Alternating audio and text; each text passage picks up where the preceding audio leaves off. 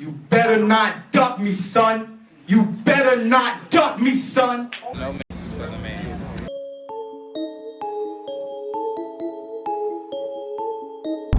What's going on, you guys?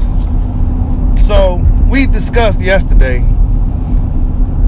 the Errol Spence Keith Thurman matchup, and we came to the conclusion that Errol Spence hasn't been in there with anybody that fights like Keith one-time Thurman. Anybody that's crafty with the foot speed.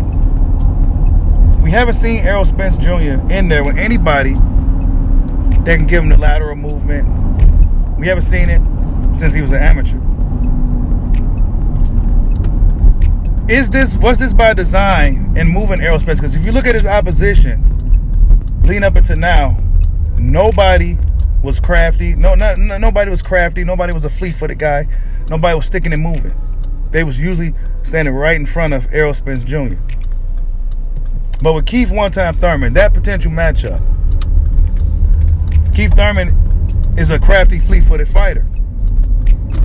Keith Thurman can punch from any and all variety of different angles. Is there a reason why Errol Spence is hesitant on taking a fight with Keith Thurman? But in the past, as we know, Errol Spence was pursuing a fight with Keith Thurman. Keith Thurman was reluctant on fighting Errol Spence, but as the years went by, I figured bygones be bygones. Let's get this show on the road. Next biggest fight for Errol Spence after Terrence Crawford, who was also a crafty fighter that we haven't seen Errol Spence in there, quite in there with, right? And this is something that Keith Thurman also mentioned, that he hasn't been in there with anybody like me or Terrence Crawford, a crafty Crawford, or a guy like myself, right? This is what Keith Thurman said. And this is why I always ask you guys, right? Did Ugas give Spence enough? Because when you're on your run, right? When a fighter's on his run, you would like to have your fighter, build your fighter to fight a variety of different styles, right?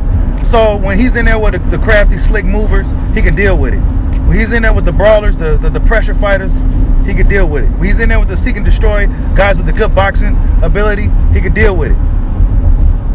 But when you have your guy fight the same guys that's going to be standing in front of you with the high guard, one would question, is he prepared for a guy that can give him lateral movement?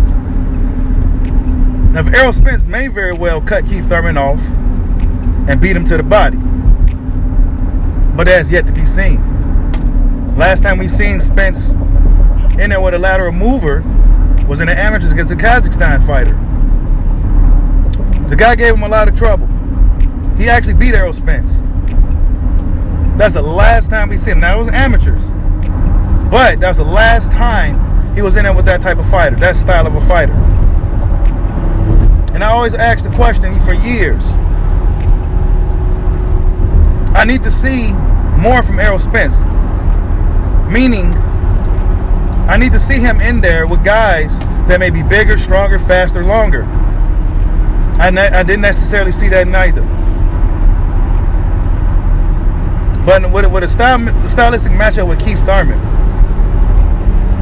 if Keith Thurman has anything left, I think it'll be a lot more interesting than people would think. I think it's probably a lot closer than people would think. And there's a chance that Keith Thurman could derail the Spence versus Crawford fight we all been talking about. Like, subscribe, holla at your boy. Peace out.